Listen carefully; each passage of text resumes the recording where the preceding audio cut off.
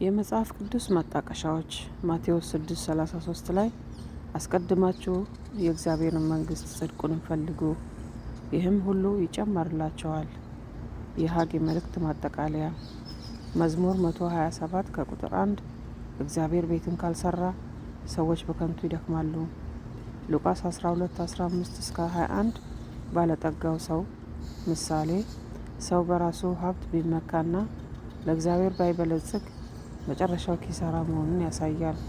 ማጠቃለያ ትንቢተ ሐጌ ከቁጥር 1-6 የሚያስተምረን በረከት የሚገኘው ከድካም ብዛት ሳይሆን ከእግዚአብሔር ጋር ካለን ግንኙነት መሆኑን ነው። ሕይወታችን ቀዳዳ ከረጢት እንዳይሆን መጀመሪያ የፈረሰውን መንፈሳዊ መቅደሳችንን፣ ሃይማኖታችንን መጠበቅ፣ ምግባራችንን ማደስ ይኖርብናል። የነቢዩ የመጨረሻ ታሪክ በስንክሳር የተጻፈው በአጭሩ ታኅሳስ 20 በዚች ቀን ከሌዊ ነገድ ከአሮን ትውልድ የሆነ ነቢዩ ሐጌ አረፈ። እርሱም ከ12ቱ ደቂቀ ነቢያት አንዱ ነው። ናቡከደነጾር የኢየሩሳሌምን ሕዝብ በማረከ ጊዜ የዚህ ጻድቅ ነቢይ ወላጆች ከእስራኤል ልጆች ጋር ወደ ባቢሎን ሀገር ተማርከው ሄዱ።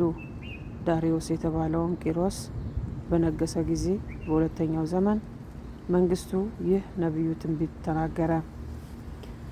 የእስራኤልን ልጆች ወደ ሀገራቸው ይገቡ ዘንድ ቂሮስ ዳሪዮስ ባዘዛቸው ጊዜ እነርሱም ከገቡ በኋላ ቤተ መቅደሱን ከመስራት ቸል ባሉ ጊዜ እነርሱ ግን በአማሩና በተሸለሙ ቤቶች ውስጥ ይኖሩ ነበርና እንዲህ አላቸው፣ ሁሉን የሚገዛ እግዚአብሔር እንዲህ አለ፣ የእኔ ቤት ፈርሷል፣ እናንተ ግን ሁላችሁም ቤታችሁን ታድሳላችሁ አላቸው። ስለዚህ ከምድር በላይ ያለች ሰማይ ዝናም ለዘር ትከለክላለች፣ ምድርም ፍሬዋን አትሰጥም አላቸው። ሕዝቡም ደንግጠው ሰምተው እጅግ ፈሩ። የእግዚአብሔርንም ማመስገኛ ቤት እንደሚገባ መስራት ጀመሩ። ይህም ጻድቅ ነቢይ 70 ዓመት ያህል ኖረ። የትንቢቱም ወራት ክብር ይግባውና ክርስቶስ ከመምጣቱ በፊት በ430 ዓመት ነው። ከዚህ በኋላም በሰላም በፍቅር አረፈ። ዋና ዋና ነጥቦች ዕለቱ ታኅሳስ 20 ቀን ነው። ታሪኩ ነቢዩ ሐጌ ከባቢሎን ምርኮ መልስ ሕዝቡ የእግዚአብሔርን ቤት ወይንም ቤተ መቅደስ እንዲሰሩ ስላበረታታበትና ስለሰጠው ተግሣጽ ይተርካል።